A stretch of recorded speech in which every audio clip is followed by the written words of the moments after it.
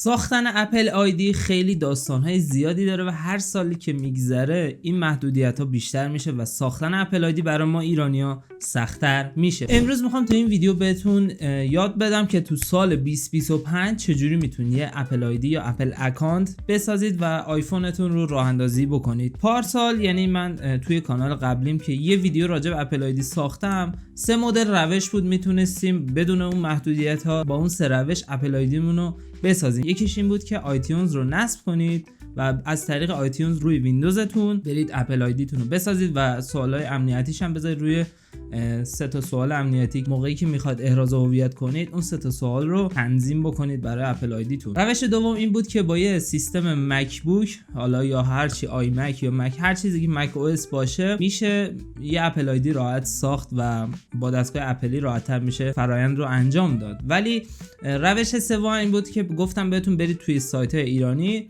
راحت براتون اپل آیدی رو میسازن، چون اونا حالا یه سری دسترسی دارن، یه سری حسابای خارجی دارن، راحت‌تر میتونن براتون اپل آیدی با ایمیل شخصیتون هم بسازن. تو سال 2025 دیگه اون 2 تا روش اولی منسوخ شدن، یعنی الان دقیقاً درست حسابی کار نمیکنن. یعنی من چند نفری که خواستن اپل آیدی براشون بسازم دیگه با اون روشا نتونستم بسازم و مجبور شدم برم تو همون روش آخری رو انجام بدم. از طریق سایت برم یک اپل آیدی با ایمیل شخصی همون فرد برم یه دونه اپل آیدی بسازم و اپل آیدیشو راه اندازی بکنم. من خودم اپل آیدیمو گفتم توی اپل آیدیو من 2019 ساختم، بعدش رفتم آیفونمو خریدم. اون موقع اونقدر محدودیت نداشت و راحت با ایمیل از طریق خود سایت اپل اکانت اپل آیدیمو ساختم و بعدها بهش تو اتنتیکیتور یا همون شماره مجازی بهش اضافه کردم که اونم جلوتر بهتون میگم برای شماره اضافه کردن به اپل آیدیتون باید چی کار بکنید. اولین کاری که میکنید میرید توی گوگل سرچ میکنید خرید اپل آیدی با ایمیل شخصی. سایت های زیادی میان ولی خب من خودم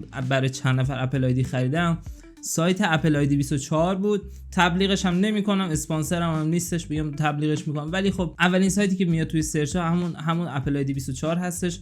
سریع بهتون تحویل میده زیر 3 ساعت. اگه توی روزهای هفته کاری بخرید، یعنی مثلا پنجشنبه جمعه نخرید، زیر 3 ساعت بهتون تحویل میدن، اونم توی ساعت اداری، یعنی مثلا قبل از 12. ولی اگه بعد مثلا تا آخر هفته بخرید و حالا یه ذره ساعت کاری خارج باشه، احتمالش هست تا 24 ساعت هم طول بکشه ساختن اپل آیدیتون و تحویل دادنش. بستگی به اون تایمی که دارید میخرید داره. همه سایت ها هم اینجوری هم تایم اداریشون تمام بشه دیگه براتون انجام نمیدن. میرید توی سایت ها با ایمیل شخصی خودتون اپل آیدیتون رو بهتون میسازن و بهتون تحویل میدن. با چه امنیتی؟ با امنیت سوالهای امنیتی که 3 تا گزینه داره و با جوابش بهتون میده. این بود از ساختن اپل آیدی. حالا مرحله دوم اینه که چجوری شماره اضافه بکنید. شماره اضافه میکنید خیلی از آپشن های اپل آیدیتون راه میفته. حالا مثلا یکی از آپشناش اینه که شما میتونید از فایند مای اپلت راحت‌تر استفاده کنی و یه سری موارد دیگه هم که از iOS 18 به iOS اضافه شد که نیازمند شماره هستش، اون مشکلاتتون هم حل میشه. و مثلا یه آپشنی هست تو آی مسیج به اسم چک این. شما از چک این بخواید استفاده کنید باید حتما شماره مجازی داشته باشید یا هم شماره اتنتیکیتور رو اضافه کرده باشید به اپل آیدیتون. حالا این شماره رو چجوری ما تهیه بکنیم؟ من خودم شماره‌مو از سایت نامبرلند خریدم و اونم توی سرچ بزنید خرید شماره مجازی برای اپل آیدی یا شماره مجازی گوگل وایس. جفتشون همین، یعنی جفتش رو سرچ کنید. شما در آخر باید برید شماره مجازی گوگل وایس رو بخرید. چرا میگم برید شماره گوگل وایس بخرید؟ چون گوگل وایس توسط اپل تایید شده و راحت میتونید باهاش اپل آیدیتون رو تو اتنتیکیتورش رو اضافه بکنید به همین راحتی. و وقتی شما گوگل وایستون رو میخرید 2 تا روش داره که ازش پشتیبانی بکنید. یعنی شما این خط مثل یه خط واقعی هستش، یعنی یه خط که به اسم خودتونه، تقریبا به اسم خودتونه ولی به اسم یه شخص دیگه است ولی مجازیه. شما هزینه‌اش رو پرداخت میکنید از طریق حالا همین سایتایی که میخرید. شما هزینه‌اش رو پرداخت میکنید و اپش رو روی گوشیتون نصب میکنید و نیازمند VPN آمریکا هستش، یعنی IP ثابت یا یه VPNی که به آمریکا وصل بشه رو بهش وصل میکنید و باهاش میرید داخل گوگل وایس و سعی کنید به یه نفر که حالا یه شماره مجازی هستش بهش پیام بدید. مثلا من یکی از دوستام که برای شماره مجازی خریدم گوگل وایس،